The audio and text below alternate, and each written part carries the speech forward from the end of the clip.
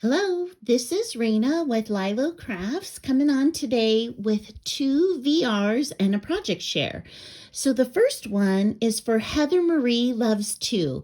And she's not asking you to send anything. All you have to do is subscribe to her channel, do a VR, and then comment on her video what your favorite flower is and what color it is. And if you could tell her that Lilo Crafts sent you, that would be amazing. So I will link her channel and that specific video in the description box below. And the second is for Thelma, and she is celebrating her 65th birthday, and she is asking for a birthday card and a personal project along with a VR. And I believe it's open to US and Canada, and she would like it to be sent to her by September 22nd, so you have plenty of time. So let me go ahead and start with the birthday card. And so I made this little cupcake shaker for her, and it says sweet. And it has a little crown in the background. She had asked us to put stuff in here that is meaningful, like for us. And my name means queen, so I put that in there. I put a little bit of teal in the background to put some to pull out the teal in the flower. And then I just wrote her a personal message on the inside. And the second is this loaded envelope. And so I just hauled this die in my recent AliExpress haul. And so I thought I would show you, and at the end I'll show you how to put it together if you want to stay on for that. So this I made it with purple, and I backed it with Garden Party paper, and then I used some black lace to pull out the black, and then I added a rosette back here, and I put a I put like a, what do you call this? I can't even remember what that's called, but trim, this pink trim fringe, like pink fringe trim on the back. I used Maggie Holmes ephemera and Maggie Holmes chipboard, saying that she makes the day better, and a cupcake for her birthday. And then inside, I got a few gifts for her. Whoops.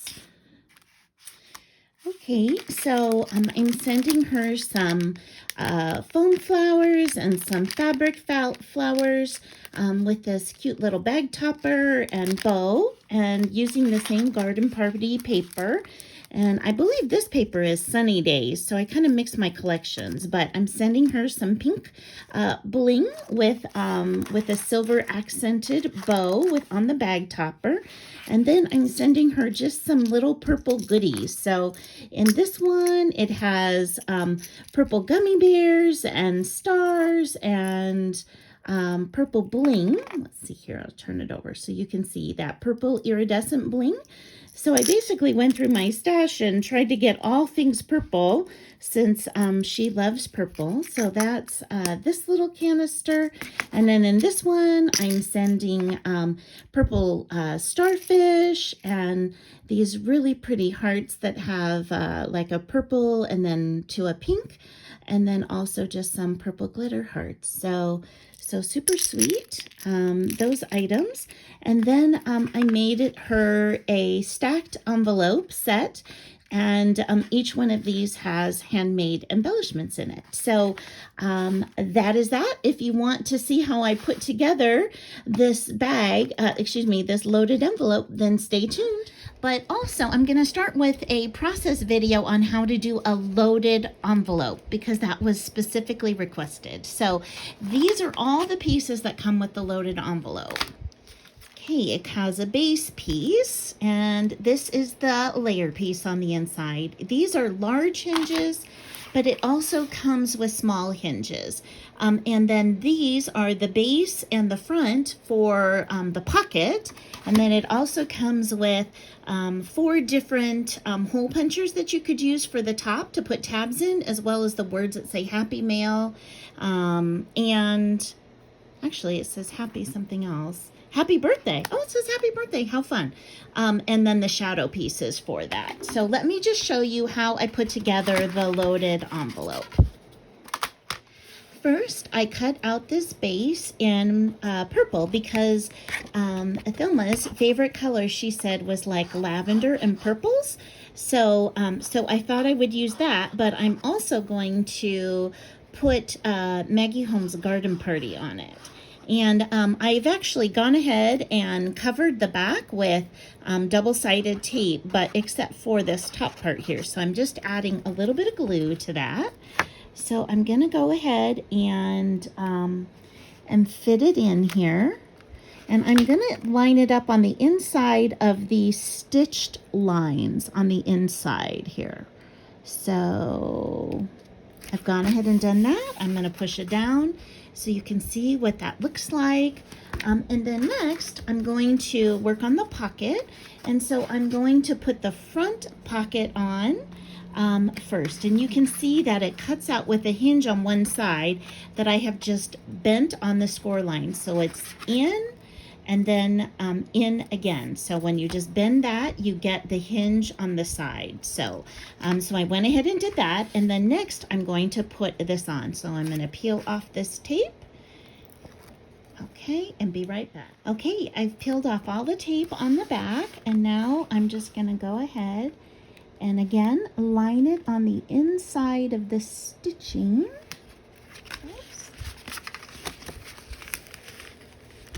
And sometimes it's actually easier to use glue so that you don't do what I just did, which was make it slightly crooked and then it doesn't line up. So there we go. So now I've got it on there. It's a little bit harder to do through the lens of the camera. And then next, I've got this additional hinge. So again, I just fold it on the score lines. And what you want to do is mirror the other side. Do you see how the pointy end is up? So that's what I'm going to do. So I'm going to put just a little bit of hot glue on here.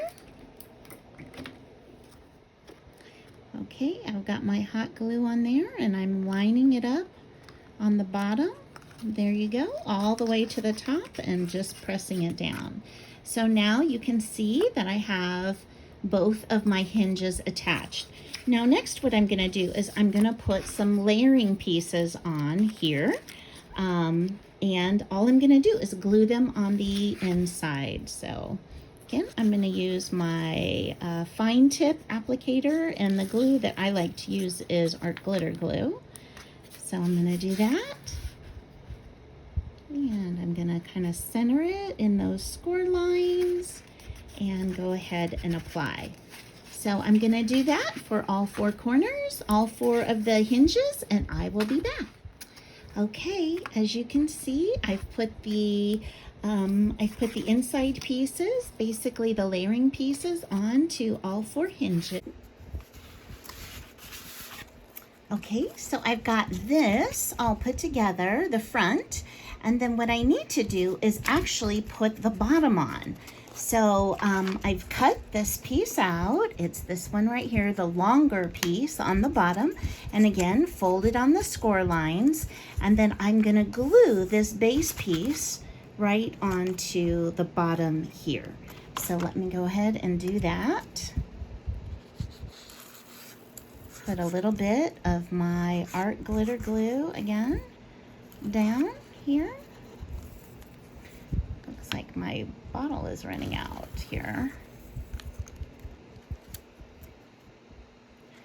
And I am not using hot glue on this one just because it dries faster, and I just want some time to move it around in case I don't get it 100% straight the first time. So we're just lining it up right here on the corners. Okay, that looks great. Okay, so we've got it all together, the front and the bottom. The next thing I'm going to do is apply some hot glue right along the bottom edge, and I'm going to mount that to the bottom of the card. So I'll do that and be right back. Okay, so next I'm just going to run a little bit of hot glue right along here and then attach that to the side. There we go. We're lining the ends up perfectly. There we go. So now you can see it's starting to come together. Okay, let me go ahead and do that on the other side and I'll be right back. Okay, so there you have it. Both sides are attached with glue and it's ready to be filled.